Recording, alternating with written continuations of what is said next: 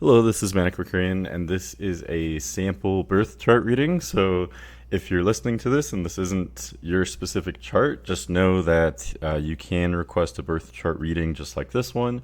And if you're interested, my information is always in the description below. You can go to my website for more information on readings. You can buy readings directly through my website as well, or you can email me for whatever kind of question or whatever reason you want, really.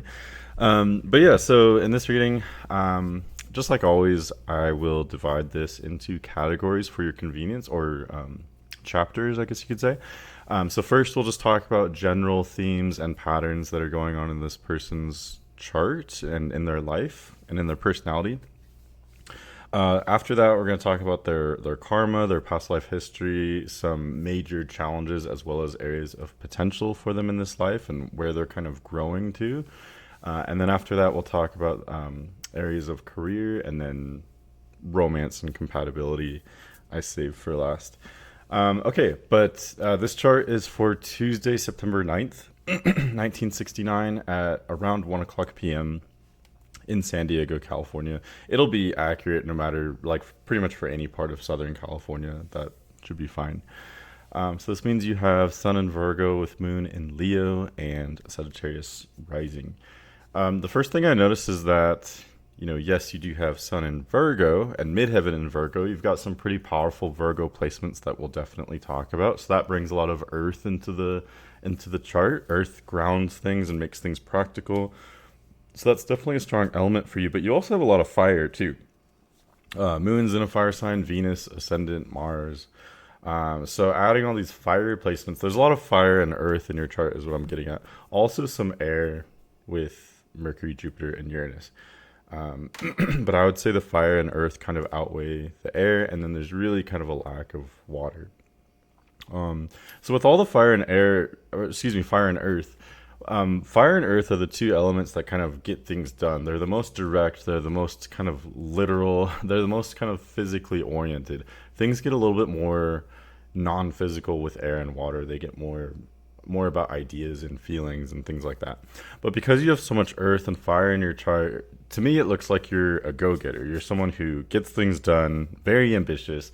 I think this is especially true because because you were born around midday. You have the sun at the very top of the chart, and not just the sun, but many of your planets are near the top of the chart as well. And the way we would interpret that in astrology is that having so many planets near the top of your chart, that would suggest that you have a strong public profile, you have a strong reputation, and likely always have. You may have noticed this even when you were very young. You may have gotten a lot of attention. People just seem to notice you for some reason, kind of no matter where you go. But especially in public, any kind of school, work, public area, people are going to notice you for whatever reason. This attention will hopefully mostly be positive. Some of it might be negative too. It's just kind of all across the board. But because you have all these placements at the top of your chart, it suggests that you know how to handle this attention. You know how to project yourself in a certain kind of way.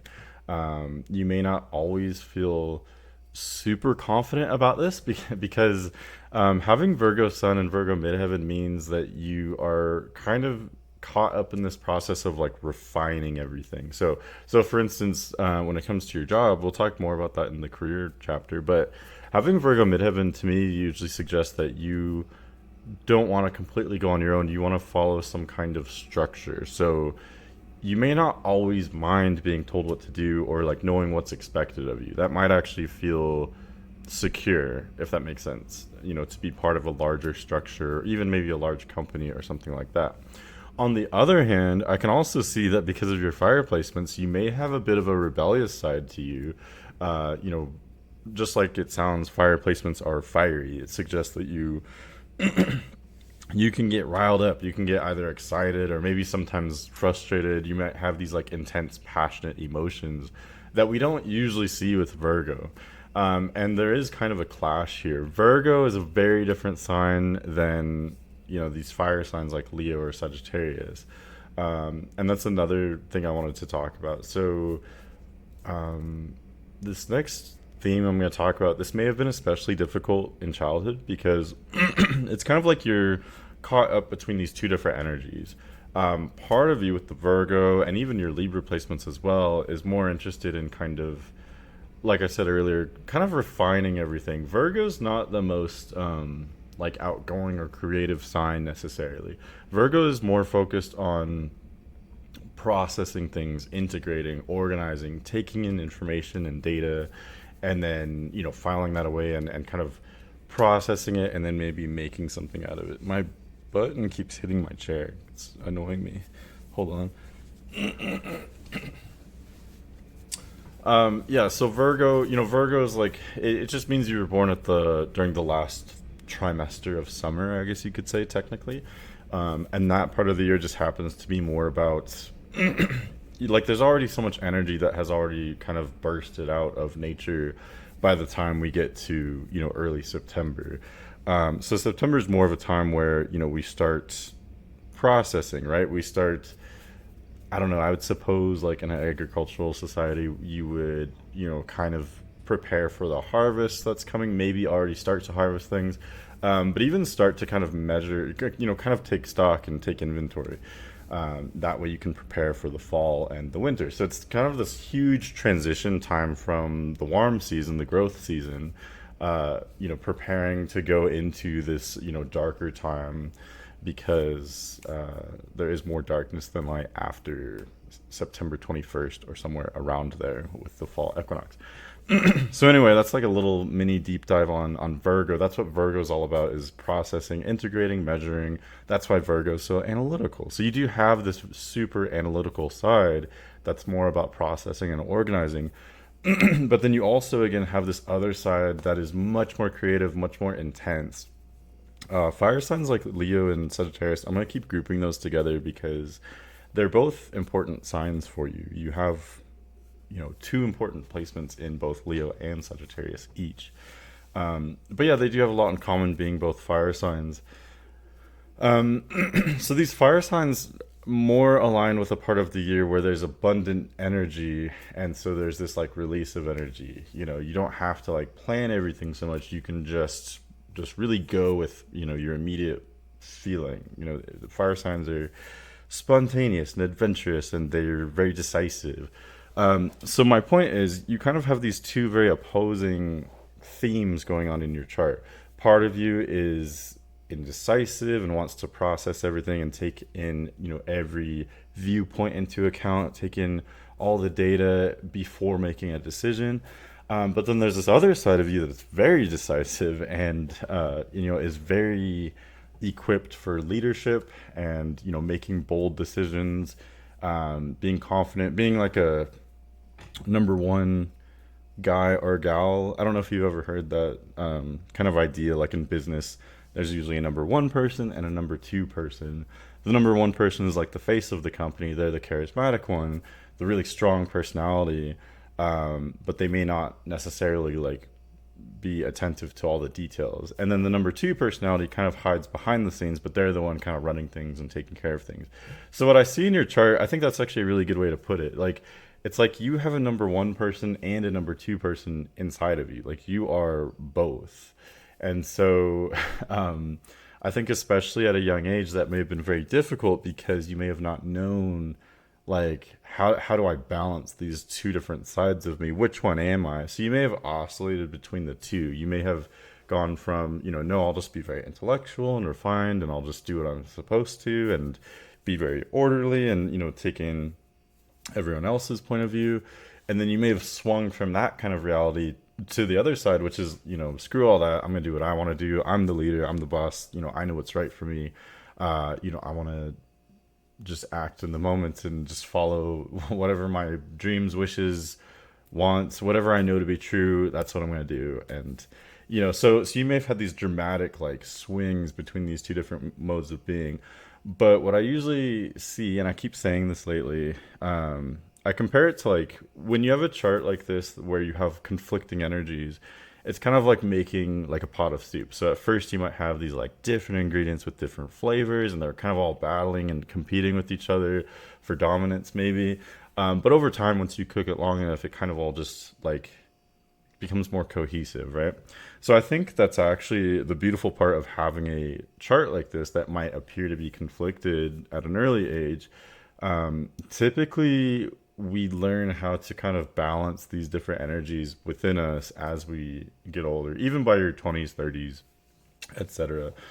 You may have kind of gotten a much better grip on this, and maybe not fluctuated between these intense extremes. And that's where the good part is, because once you find that balance within you, then you can utilize the strengths of all these different signs and energies kind of more or less at the same time. So for instance, again, like going back to my first point, you have a chart that I think would be really excellent for any kind of like business.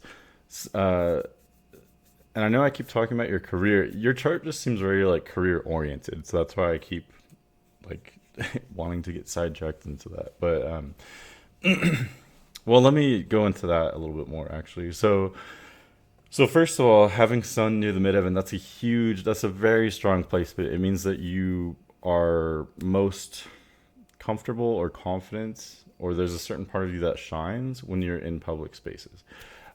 Interestingly, you also have Pluto basically conjunct the midheaven as well. This one's an interesting one. So, and it comes with kind of pros and cons. So the pros of having Pluto conjunct the midheaven means that you come across, this is going to sound maybe a little bit weird, but it suggests you come across mysterious and powerful when you're at work or in public. So people see you, they might not know you, and they kind of just assume that you have like some kind of plan or agenda. It's like people are kind of projecting on you. You come across powerful, mysterious. You come across maybe darker than you mean to be.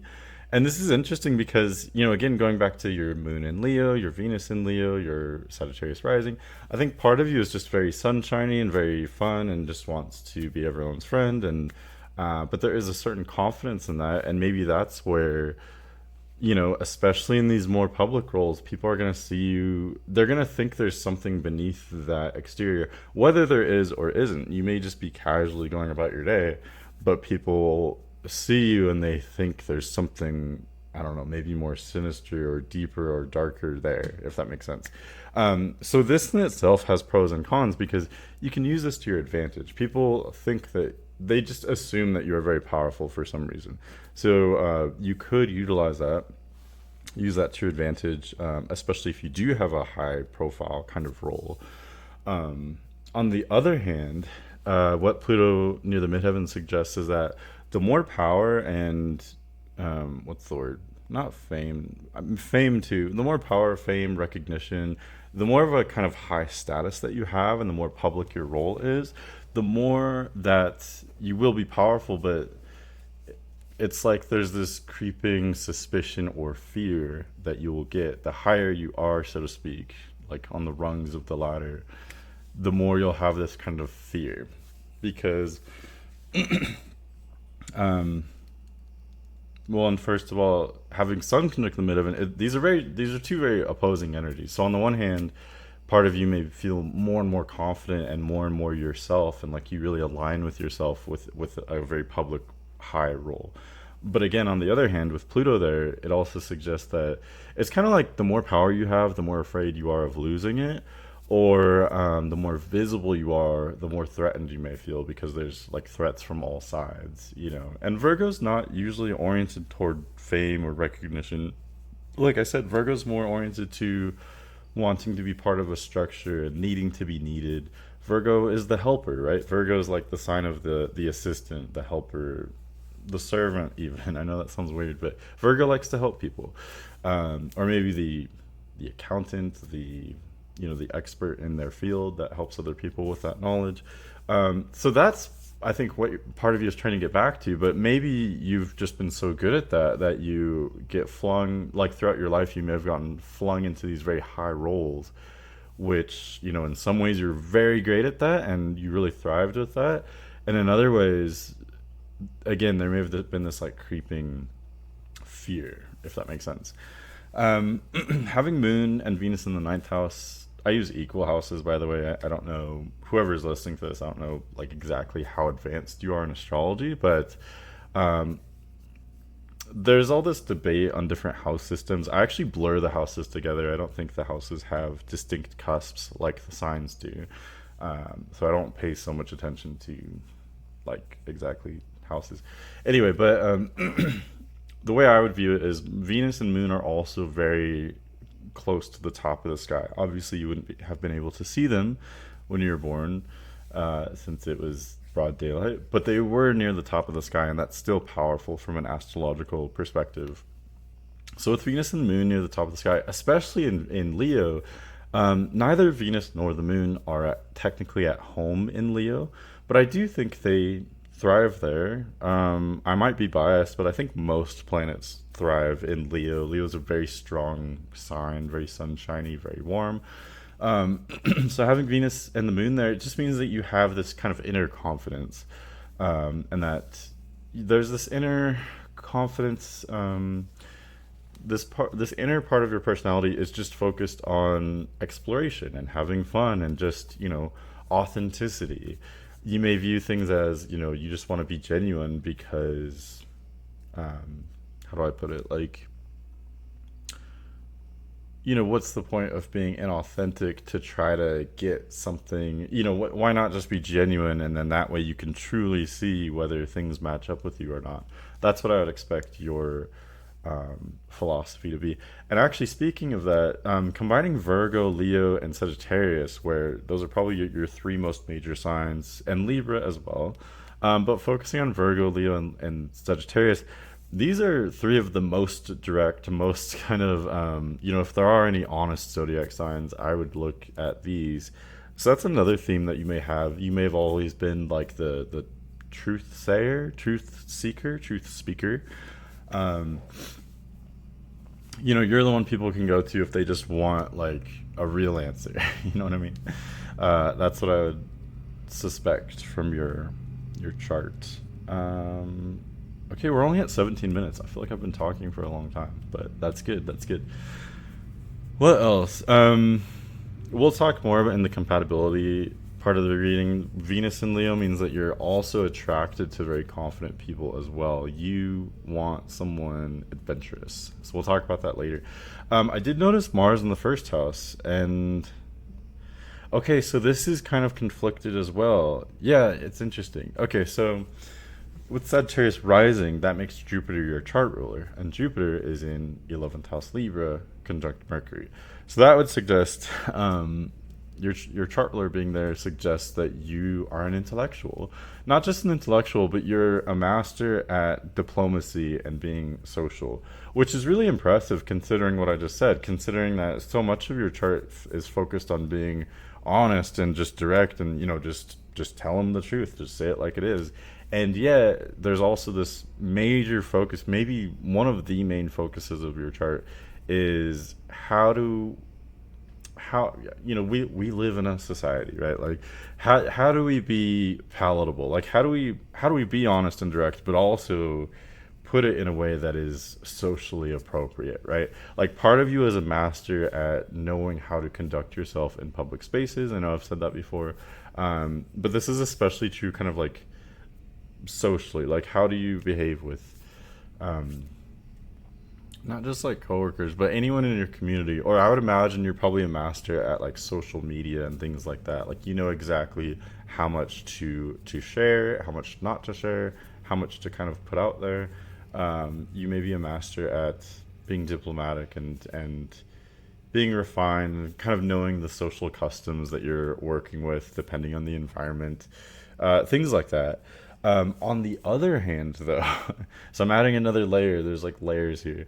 On the other hand, anytime you have a planet in the first house, so in other words, the ascendant is another word for the eastern horizon, wherever the eastern horizon was when you were born. So for you, that's in Sagittarius.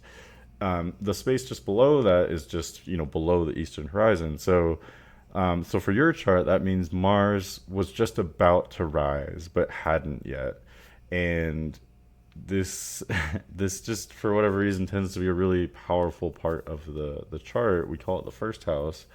Um, anyway, having Mars in the first house means that you are a warrior, and so that's kind of what I'm saying. Like there's these two different things, two different elements of your chart kind of battling it out, or not elements, themes, two different themes battling it out.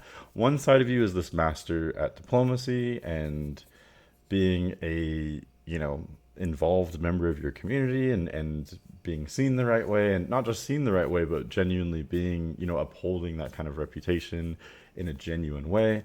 Um, but then this other part of you is very independent and is fighting for something. What you're fighting for may change throughout your lifetime. Like having Mars in Sagittarius means that you're very driven. You have this deep feeling like you have like a compass, so to speak. Like you feel like you just know what direction you're going. And you may have generally always felt that way.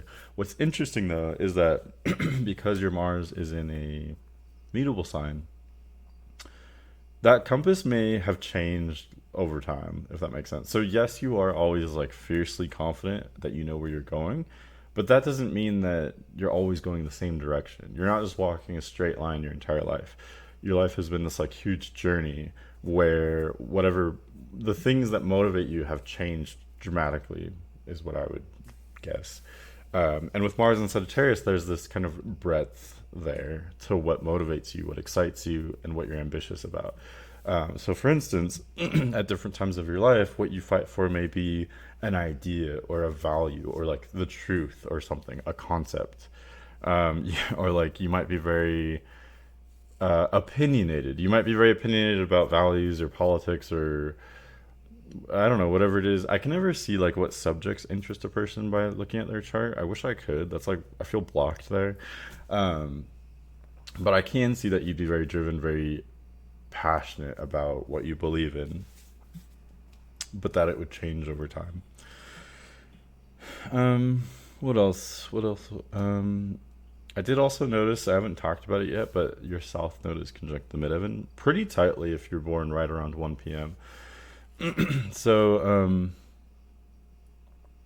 that's just another placement that suggests you're very comfortable being in the spotlight, so to speak. And I'll talk in the next chapter about your past lives. One last thing before we move on. So I talked about most of these planets at the top of your chart. I think I talked about all of them other than Uranus. Uranus is also pretty close to your midheaven. It's in the 10th house with equal houses. Um, so having Uranus there just adds, another layer, another.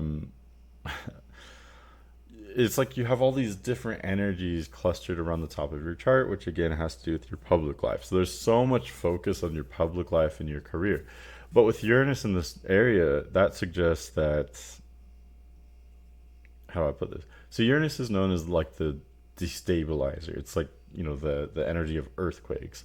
Um, so, it's known to be a volatile planet. But the point I always make is Uranus is not consistently volatile. Having Uranus in your 10th house, it doesn't mean you're going to be constantly changing jobs or changing your role in public. The way I would characterize it is you may actually be very stable for a certain time. You may be very stable and very committed at a certain career or a certain public role for years probably. But then every now and then, like throughout your life, there's probably going to be at least like maybe several different times where you just overnight you just have this completely different perspective and you just completely upend everything, and you may completely maybe just start work in a completely different industry, or I don't know, or it could apply to other parts of your life as well. I think this would mostly affect your career and public life. So again, switching industries, switching jobs in a really dramatic way, or switching how you um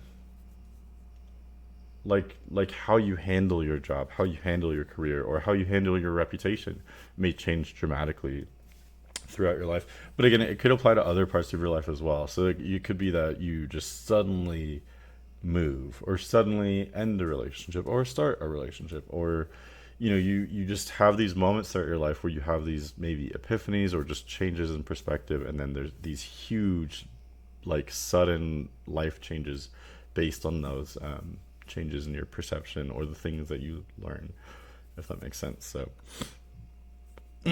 um all right, I'm going to start this next chapter. So in this second chapter, we're going to talk about your past life themes and how do those past life themes relate to this life? How does that relate to your main challenges and areas of potential in this life? And we'll also talk about your childhood and your upbringing a bit as well. So with the South Node at 21 degrees, Virgo conjunct the midheaven. It's also pretty close to Pluto and to a lesser extent the Sun. What all that means. So the main thing I noticed is that it's interesting. So this would suggest that in a past life you were someone, very intelligent, very articulate. You were someone who was very well known. This is a very intense placement, and I know this is gonna sound cheesy, but most people don't have this. Like, this does suggest that you're extremely well known. You were a celebrity of sorts, like maybe a local celebrity, or but you weren't just known for your charm. You were known for your intellect. You were known for your information. You were you were someone who people went to for answers. And again, I don't know like specifically what were you informing them about? Was it about just life or science? I have no idea. But you you were someone who had some kind of information or knowledge, um, and it wasn't a secret. Everyone knew you were the smart one. You were the one with all the answers. But again, I just want to kind of underscore again just how intense of a placement this is. You're someone very well known. Um, so yeah, you're someone who, this is where like some of the themes bleed over into, from life to life, right? Like that's what I believe anyway. We repeat many of the same kind of themes throughout our different lifetimes.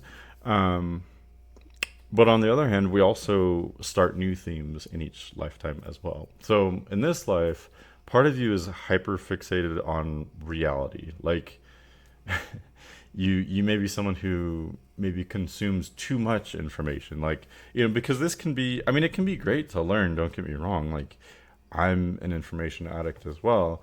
But it can become too much. Like I used to say, you can become mentally obese, right, by consuming too much information. It can be like it can create anxiety, I think, after a while, like fixating on every problem and every idea and trying to find a solution for everything. All of that is very logical, but there's a different side of things, and that's where the North Node comes in. There's the South Node and the North Node.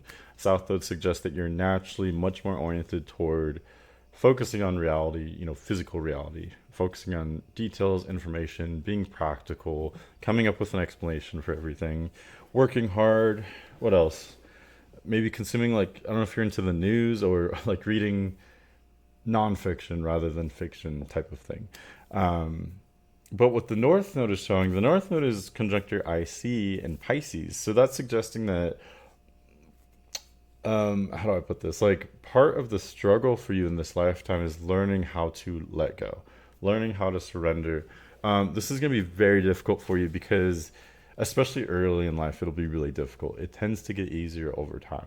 But because you have not only no, major other Pisces placements, no Pisces planets, there's really a lack of water in your chart in general. Water is the element that has to do with like emotion and sensitivity and what else? Creativity. It's known to be very artistic. It's all about feeling and emotion, right? All about feelings. Like just do what you feel. It's very gentle, right? So that element is kind of lacking in your chart. By the way, quick side note too, that overall I'd say your chart is pretty balanced. Like, to have a decent amount of three out of the four elements, I think tends to make a well balanced chart. But you do lack water, so more emotional personality types are not going to feel comfortable around you. You may actually be some more emotional personality types may be offended by you actually because of your kind of directness, and you could be maybe somewhat literal at times. So yeah, that's not really going to jive well with water signs, but that's okay. Like I said, you have a decent amount of these other three elements, which is pretty good. Not everyone has that. I don't have that, but anyway, right. So not having as many water planets, you do have Neptune and Scorpio, but that's the only water planet, and being an outer planet, it doesn't have as much to do with your kind of individual personality. So my point is, because you don't have these other water planets and you have so much focus on Virgo, that to me tells me that you're not gonna fully embrace. How do I put this? Like North Node and Pisces suggests part of you is learning to go with the flow. You don't have to have an answer for everything all the time. You don't have to have the solution for everything. Sometimes you can just experience things. It's kind of like lately, like this summer, we've been I've been inner tubing down the river, right? And it makes me think of Pisces because you have no control of the river. You're fully aware that you can navigate the river. You can go different ways, which I guess would be more kind of like how Virgo would approach it. But ultimately, the river's kind of carrying you. You have to go with the flow. So anyway, so that's what your North Node in Pisces is suggesting that you're learning in this lifetime is learning to let go. You don't have to take responsibility for everything. And don't get me wrong, it's about balance. It's good that you take responsibility. It's good that you are curious. You want to figure everything out, learn everything. You want to work hard. Like all that's good. It's just about balance, right? Too much of one can be excessive. And especially when you were younger, you may have really gone hard in the on that side of things of like you may have been really intensely academic at a young age is kind of what I would speculate.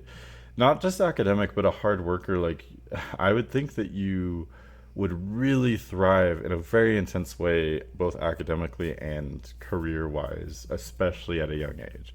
But I think the older you get, the more you're going to see a different side of things and know that life isn't. I mean, and again, I don't want to devalue like the success earned from hard work and from studying. I think that can be very rewarding and that's equally important. But by focusing on that so much, especially at a young age, I think part of you may increasingly see this need for the other side of things of relaxing and rest and spirituality and intuition and we have to like slow down from time to time. That's what I believe in anyway.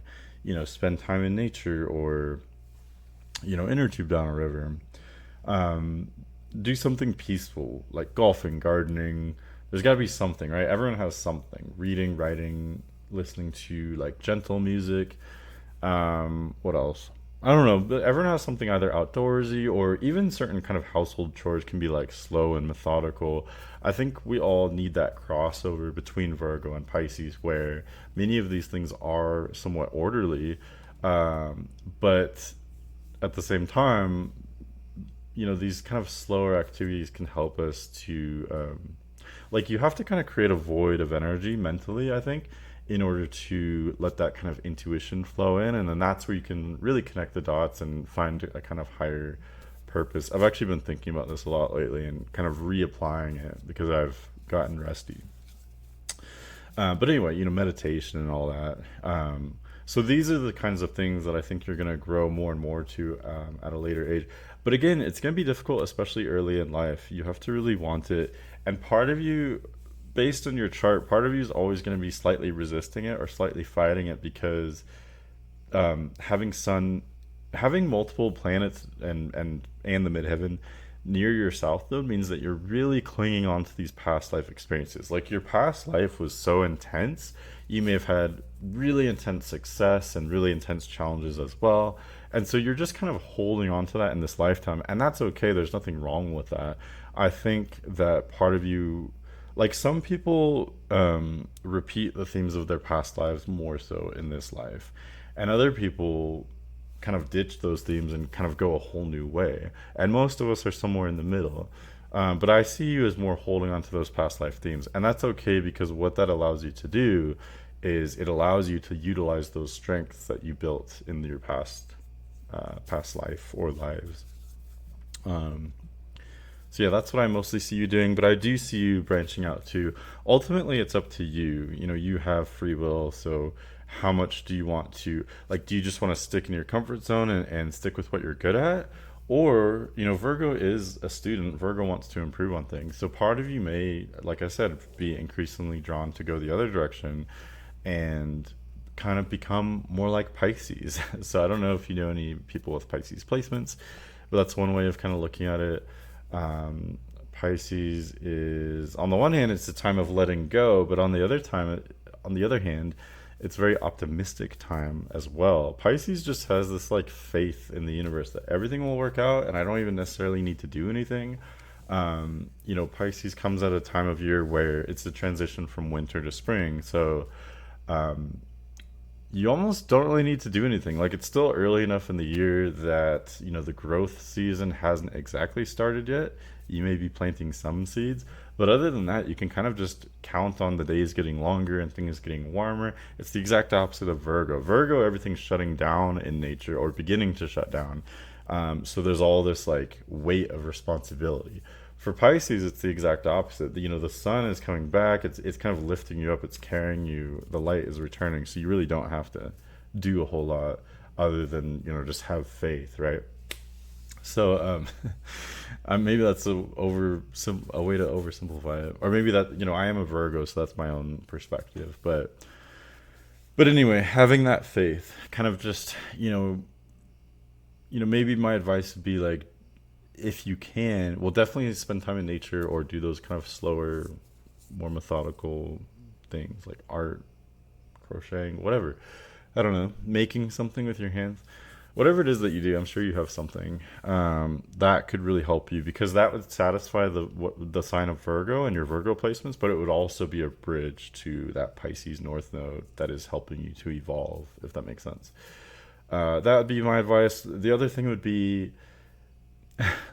like, give yourself kudos or a pat on the back for being so responsible and figuring everything out, but also just understand that you don't have to always put so much weight on yourself. Like, sometimes you could just go with the flow, right? Sometimes there's, like I said, prayer, meditation, something spiritual. Even astrology might be a good bridge for you, where you can like approach it like a Virgo and figure everything out and learn about it and memorize it or what have you. But I think astrology teaches us that these ups and downs in our lives are like weather, and ultimately we can't control them. We can react to them and maybe strategize, but ultimately these things just come and go. They pass, right? So anyway, so that's one of the main challenges of your life, is learning to let go, learning to go with the flow. What else? I would say letting a kind of warmth come in from Pisces, but you have these fire placements, so it looks like you have a lot of warmth actually. Um, yeah, but part of you, I don't know, Virgo can be.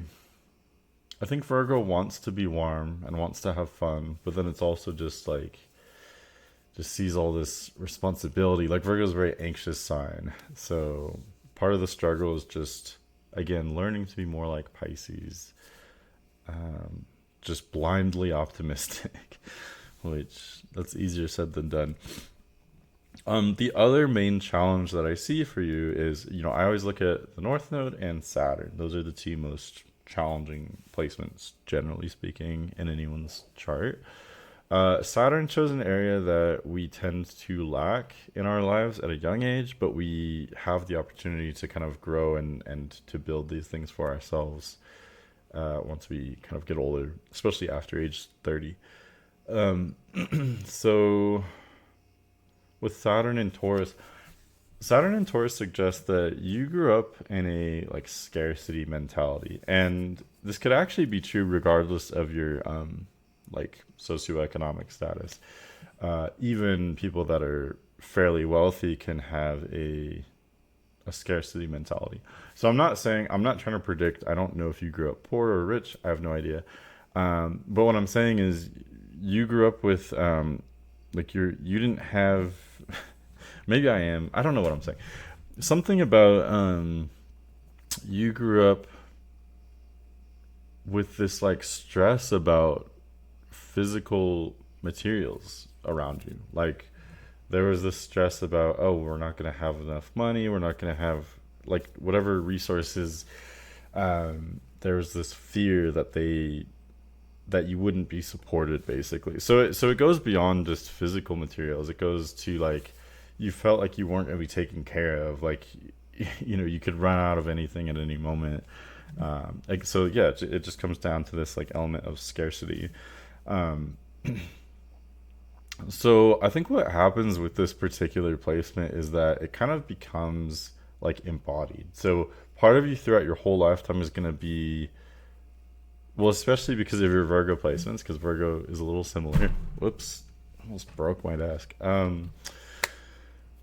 So this just suggests to me that you're always going to be kind of taking inventory of everything, and like um, maybe rationing things, or like you have this scarcity mentality. And this will be true even if you do have times of your life of great wealth and success and abundance, which wouldn't surprise me with all of your ambitious placements, and your potential for like notoriety or fame or what have you. Like your chart, this wouldn't surprise me if this was a celebrity's chart. A lot of celebrities have charts with a lot of planets at the top of the sky like this, as well as a lot of fire placements. Anyway, um, so although you may have these tendencies for wealth and even fame to some extent, um, part of you is always, even through all that, part of you is going to have this scarcity mentality of, oh, I have to make sure everything's saved. I have to save up everything and ration everything. And again, that's not the worst trait in the world. It's probably wise to do these things. Just know that, like this may sometimes stop you from enjoying things, from enjoying the success that you have created for yourself. Like sometimes we have to stop and smell the roses. And I think this gets a little bit contradictory. I don't know if you follow any kind of like spiritual videos, but there's this concept, and I'm not saying I agree with this, but there's this concept of like, you just have to believe you have wealth and then it'll come. So you should actually just go out and like spend a bunch. I've literally heard people say this. Um, and I mean, I think there is a point there, maybe, but it could be taken too far. Anyway, but my point is, I do think there's some truth to that. I don't think I'd take it that literally or quite to that extreme. But I guess it could be debated. Like, is it wiser financially to conserve everything and keep track of everything, or will that energy just keep you from a true abundance? Right? Like, do you find wealth by doing less of everything and keeping track, conserving, rationing everything, saving everything, or do you find wealth by doing more? Overall, I think your chart suggests that you're really excellent at both. You have that creative spark, that energy, that big dreamer kind of energy, but also the conserver, the saver, the like coupon user energy.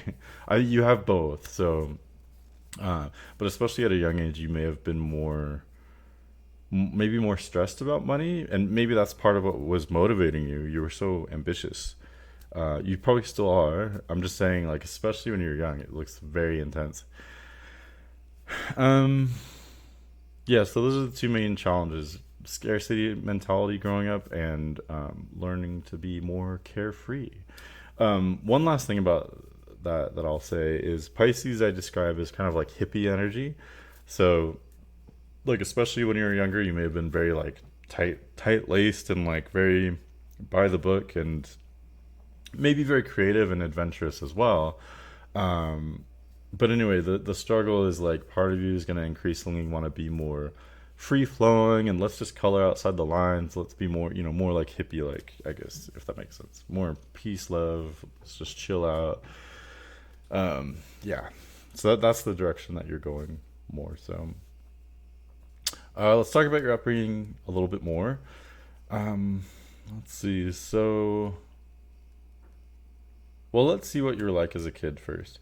The IC is this little black triangle at the base of the chart, and it represents kind of your experience with your home life at a young age, and how you were kind of as a child. And the south node isn't actually depicted on this chart, but it's opposite the north node, so I know it's at 21 Virgo. And the south node other than having to do with your past lives, it also has to do with kind of what you were like as a kid. What's interesting in your particular chart is that the South Node and the IC are opposed. So it shows that you had these two very opposing sides to your upbringing and to kind of what you were like as a kid. So with South Node in Virgo and IC in Pisces, that would suggest to me that as a kid you were very intelligent, but maybe definitely very sensitive as well. And you may have been very intuitive, maybe kind of like psychic. And your upbringing is kind of difficult for me to decipher. I feel like combining these signs are so different, it seems kind of muddled to combine them. On the one hand, your upbringing may have been very like structured and disciplined, um, and you had to be very responsible at a young age and very scholarly, very academic. You may have like read a lot or learned a lot. On the other hand, well, there's definitely learning either way. There's learning. There's this element of learning in an academic, like strict sense, but there was also this element of learning in your upbringing that was the opposite. It was very, like I said, hippie energy, very free flowing. Like it wouldn't surprise me if you had one parent that was very strict and authoritative, and then one parent that was the opposite, maybe very permissive and just do what you feel and let's take a journey and everything's gonna be all right, and just but either way, these two different sides that I see in your upbringing, like I said, I don't know if they're two different parents with dramatically different parenting styles, or if it was two different chapters of your life. Maybe you lived in two different places. I'm not sure, but there's these two different sides to your upbringing. So one was very strict, very authoritative. You knew exactly what you had to do at all times, um, very tightly controlled. But then the other was, yeah, you may have traveled or had different experiences, exotic experiences, or just learned different concepts, like maybe learned about, I don't know, different belief systems, or I don't know. It's really interesting. So I'd imagine that'd be confusing. Maybe that's why you have kind of two different sides of your personality. But again, both of these two different sides, the one of the things that connects them is that both were about learning. So it made you very intelligent, very adaptable. Um, let's see. I can see a little bit about what your parents were like. So Sun is said to represent the father. Saturn can also represent the father, and then Moon is said to represent the mother. Um, what's interesting is you have both Sun and Moon near the top of the chart, so that would suggest both your parents were very present for you during your upbringing. With Sun in Virgo and Saturn in Taurus, that would suggest that your father may have been like very practical. Maybe your father was the strict one, is what I would imagine. I could be wrong, um, but I would speculate your father would be the one that was like straight laced, hard worker. If you want something done, do it yourself. Like very direct, very practical, no nonsense, and maybe very tightly kind of like controlling. Um, and what's interesting is Sun is conjunct midheaven, which suggests that your father was like very present, very directly involved with your upbringing. But Saturn, which also represents the father, is retrograde, with that suggests an absent father, and Saturn is near the descendant, which suggests a disconnect between you and your father. So I'm not really sure which one it is. Like your father was directly there and very much involved with you growing up, but then also didn't understand you, or there's some kind of disconnect. Versus like your mother, I think it would be a much more warm, like positive connection. And again, I could be wrong, but this is what I'm speculating. With Venus near the moon, that just suggests an admiration for the mother, like a warm relationship there, maybe a friendship growing up. And Moon in Leo suggests your mother being maybe overly confident at times, but also very warm and giving. Um, and so I would imagine maybe your mother was the one that's oh, just do what you feel, and just very warm and maybe wishy-washy at times, but also like supportive in a more spiritual kind of way, versus your father may have been like very practical and very strict. Let me know if that is correct, because that's what I'd speculate based on your placements. Let's see. Okay, let's move on. Let's talk about your career a little bit. So, I have talked about that throughout the reading because it looks like a major theme for you. Not everyone's career is going to be a big deal for them in life. Sometimes it's just a means, to support ourselves. But for you, just seem very career oriented.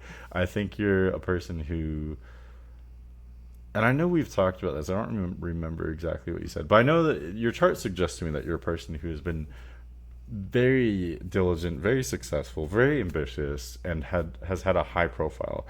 Um, you're good at what you do. You're good at getting things done. You're good at handling responsibility. You have this excellent mix of fire placements, which are all about being a big dreamer and having that creative spark, and to start something, to initiate, to be the leader, the one in charge, right? To have that confidence. But you've also got the Earth placements, the Saturn in Taurus, Sun, Midheaven, South Node, Pluto in Virgo. So you're also the hard worker. You also have the follow through, the foresight. Plus, with your air placements, you also have the diplomacy, social tact. So you pretty much you really couldn't ask for a more perfect chart to be successful financially and career wise. Um, so I think you'd be successful at pretty much anything you do, but especially something that involves responsibility, like some kind of leadership position, anything like corporate. Like I could see you climbing anywhere where there's kind of like a hierarchy or there's a ladder. I could definitely see you kind of climbing that ladder. Um, yeah, it's hard to make it to become more specific. If I had to become more specific, I would say I could see you also being an expert at something, whatever interests you. And again, I can't see that, but whatever interests you or whatever you studied or whatever you study in school, you can master that. Like you're such a great learner that you can learn so much about whatever it is that you do that you are the expert. You become the guru, the source of information, etc. So that's another thing, an expert at any field. Pick one, like whatever whatever interests you. It doesn't matter if it's psychology or biology or marketing. I think it could be literally anything as long as it's just whatever you're personally interested in. Um, so yeah, I could see you again being a leader, some kind of manager, CEO, um, some kind of like marketing position, or an expert in your field, even something information related like being a journalist or something. I could see you um, being a strong personality when it comes to like relaying information. I think that would check a lot of boxes for you. um, what else? I do think part of you would want to get away from all that though. Like it looks to me like you would be the most driven and ambitious at a younger age, and then the older you get, the more you'd kind of just increasingly detach from it and want something greater than all that, than like the rat race, so to speak. Like, I don't know, after a while it becomes repetitive, and there's this need, which your North Node and Pisces shows, again, like I was talking about in the last chapter, that there's this increasing need for something more spiritual. So I can see you, like I said, being really successful at some kind of career early on, but then maybe later wanting to pull back and having a more relaxed position. I see you more and more focusing on your home life, and I do think that's also like common for people um, throughout their lives. But but especially for you, you're gonna focus more on spirituality, more on your home life as you get older. Um, or maybe finding a career that's more about those things, like a more relaxed career, more spiritual career, something like that. Anyway, but that's kind of what I see in a nutshell for you. I think you have a wide range of industries that you could be good at. You could use your personality, like you've got great placements for a certain amount of like charisma and being very personable and making a great impression. But like I said, you've also got the work ethic, you've got the ambition, like you've got like literally everything somebody could ask for if they wanted to have a successful career. So yeah, you could do pretty much anything, especially um, I don't know, something that you go to school for, something you study for. I see you really thriving with. Okay, lastly is my favorite chapter. Let's talk about your romantic compatibility. I'm going to talk about what signs and what personality traits I see you sort of admiring or being attracted to. And then I'll also kind of just do a quick rundown through the different zodiac signs and give my take on what signs I think you'd be attracted to and compatible with. Um, so two things. So first of all, with Venus and Mars, both Venus and Mars have to do with attraction and what we admire. They're kind of like two sides of the same coin. Venus, I think, is slightly more important here because um, Venus shows not just what we're attracted to, but the way we express ourselves romantically as well. It's like how we behave in a romantic relationship. So with Venus in Leo, part of you is very proud and like confident and attracted to people that are proud and confident as well. Um, Mars is similar. Mars is more sexual though, so I do think it's important, but not as important as Venus for romantic relationships. But it also shows attraction too. So having both Venus and Mars in fire signs means that you are attracted to fire signs. It could be Leo or Sagittarius, even Aries as well. Any of the fire signs are going to be very direct, very passionate, very upfront. And I think you might find that refreshing. I think you might like the boldness, the adventurousness, the decisiveness. All of that would be exciting. It'd be interesting. And you'd be comfortable with it. You would be able to kind of not just go along with it, but to reciprocate it as well, since you have your own fire placements. You've got your Leo moon, as for instance, and Sag rising. So the fire signs are going to be the first major thing I would look at for you. Um, Choosing a fire sign is going to depend on your personal preferences. Sagittarius has a huge distinction of being more intellectual than the other fire signs.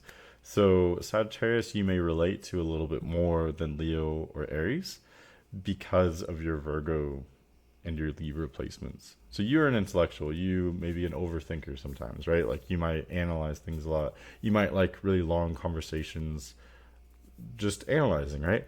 So Sagittarius is going to be more like you in that regard. Sagittarius might be a happy medium where, Sagittarius is bold and outgoing and adventurous and all those like fire sign keywords. Sagittarius can be impulsive and fun and very optimistic, but it's also analytical and intellectual like you are. So that could be a really interesting sign for you. Leo is going to be a little bit different. Leo is more consistently confident, upbeat, very warm, very adventurous, very fun. They're focused on fun. And so that's going to be obviously really fun for you. That is an energy that you likely admire and relate to because of your moon. Also, because your moon is there, Leo is going to be a sign that you deeply connect with. So you might have people throughout your life who have Sun or other placements in Leo where like you and Leo might be deep friends or deep whatever the relationship is, it might be very deep. You have this deep connection. Aries could be interesting as well. You don't have any major placements there. You do have Chiron there, so that could make things a little weird. There might be this deep like empathy or this strange connection between you and Aries. The two of you may just kind of understand each other, and the two of you may heal each other as well, which sounds really great, and it can be, but it can also be difficult. There could be a lot of work to do between you and Aries, if that makes sense. Like it's kind of like the like your baggage, or their baggage may kind of come up between you and Aries more so. And again, that can be good so that you can work through those things, but it can also be difficult, awkward, etc. Aries is also a more brash, kind of intense sign overall anyway, compared to Sag and Leo.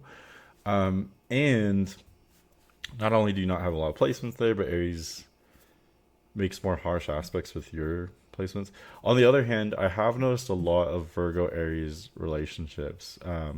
Virgo and Aries are, I believe the term is antitia to each other, which means that although they are dramatically different times of the year, they have the same amount of light to them, since Virgo is just before the fall equinox and Aries is just after the spring equinox, if that makes sense. So for some reason, Virgo and Aries tend to really admire each other and be attracted to each other. So Aries, I have mixed feelings about for you. I think Sagittarius and Leo would be more obvious and maybe easier. I think Sagittarius could be fun and you might relate to them a lot, but it might also be sexual because of your Mars there. Leo would be a ton of fun and just I think a very easy connection for you. And then again, Aries might be a little bit more work. It might be more intense. That there definitely could be that attraction and compatibility there, but it might be a little bit more complicated. The other element I would look at for you would be air, the air element, because with Sag rising, you have Gemini descendant. The descendant represents the Western horizon in astrology. That symbolizes the kind of person that you are attracted to. It's how you see other people. So with Gemini descendant, that basically just literally means you're compatible with and attracted to people with Gemini placements or people like Gemini. So you might not mind someone who has a little nuance to them, someone who well, it also means that you're attracted to someone who is intelligent. So you want someone who is multifaceted, someone who's a little bit complicated. That would be fine. Um, Someone who knows a lot about many different subjects, someone who you can have deep conversations with, etc. So Gemini or the other air signs might be interesting for you as well. I think Gemini not only is your descendant there, but it's ruled by Mercury, just like your Sun and your Virgo placements. So you have that kind of connection. Also, Gemini's I think the kind of like the warmest air sign, being a spring sign. Um, so let's see what else. See, a Gemini or Sagittarius could be really interesting. Gemini and Sagittarius have a lot in common. Um, they're both multifaceted. They're both intellectual. They're both very adventurous, very upbeat. So either of those could be really attractive for you. Libra, I'll go through the other air signs. So any of the air signs are going to be detached, intellectual, analytical. The air signs tend to be a little awkward. I feel like they tend to be a little bit quirky. They're not always comfortable with people because I think air signs, being so detached from their own emotions, they're more aware of other people's feelings than their own, which can be awkward for them. So air signs are quirky. They're awkward. They're intellectual. So, but yeah, that might be attractive for you. Air signs do love fire signs and vice versa. So, I think air signs could be very interesting for you because they're going to drive with your fire placements. And Virgo actually has a lot in common with air signs as well. Even though Virgo's an earth sign, it's intellectual and analytical, much like an air sign. So, my point is, I think pretty much any of the three air signs, Gemini, Libra, or Aquarius, you would not only relate to and have a lot in common, but you might also be very complementary as well. So that could be not just an easy relationship, but a lot of fun for both of you too. So Gemini is the first one that stands out to me. After that, Libra could definitely be interesting as well. You have your Mercury there, your Jupiter. So that suggests a really warm, kind of expansive relationship between you and Libra. Your Mercury there also suggests really excellent communication with Libra or people with Libra placements. Libra is going to be very socially kind of refined and intelligent, and you might find that relatable and interesting. There's also Aquarius. So Aquarius kind of stands out. I think a relationship between you and Aquarius is going to be more intense. I think Libra and Gemini would be more like kind of like a friendship. Even if it's romantic, you're going to be like buddies kind of. But Aquarius, I see it being more passionate, more romantic, more opposites attract, if that makes sense. Because Aquarius makes more harsh aspects with your placements. Like it quincunxes your Virgo placements, it opposes your Leo placements. So you and Aquarius, I see you kind of butting heads. You both are strong-willed, you're both intelligent, you're both confident. But you are those things in different ways, and so I see you and Aquarius kind of butting heads. But at the end of the day, I see you respecting each other and understanding each other, and just understanding that each of you is strong-willed. Neither of you is going to budge, but you can respect each other for that.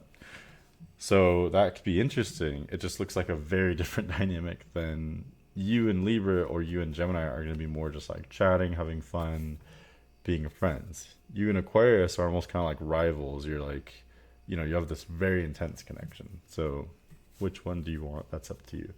But yeah, overall, romantically, I would definitely suggest air and fire signs for you. Those are the yang signs. They're more spontaneous, more outgoing. But just for fun, let's talk about the earth and water signs as well. Water signs are going to be the most difficult. Part of you may sometimes be attracted to them because they are just so different from you. It might be interesting to be with someone, it might be kind of like exotic.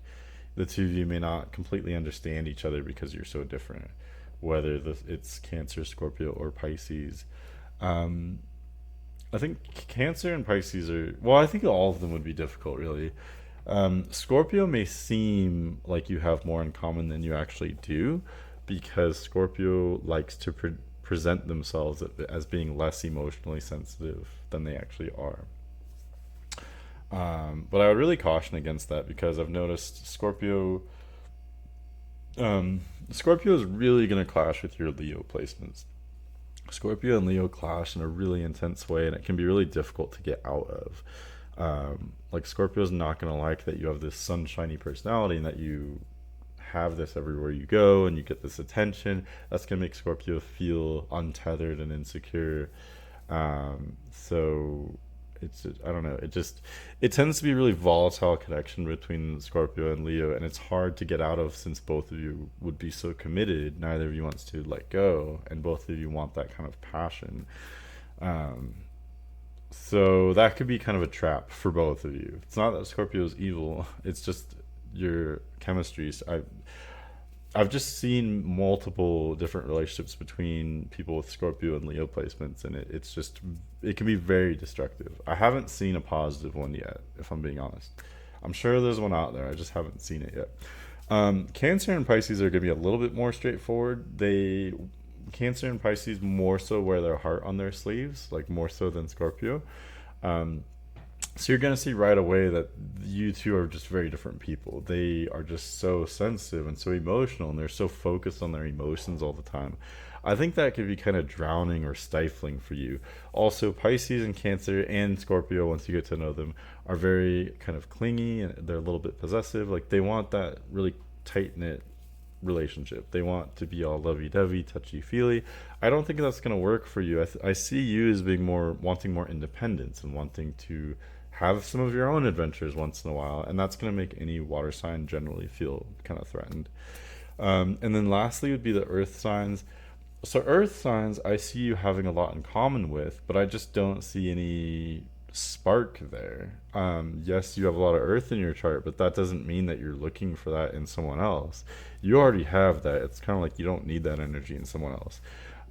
You and another Virgo could be refreshing. You could definitely be friends. You're going to have a ton in common. So it's just going to be an easy connection. The two of you will just kind of understand each other. So it's just a no-brainer.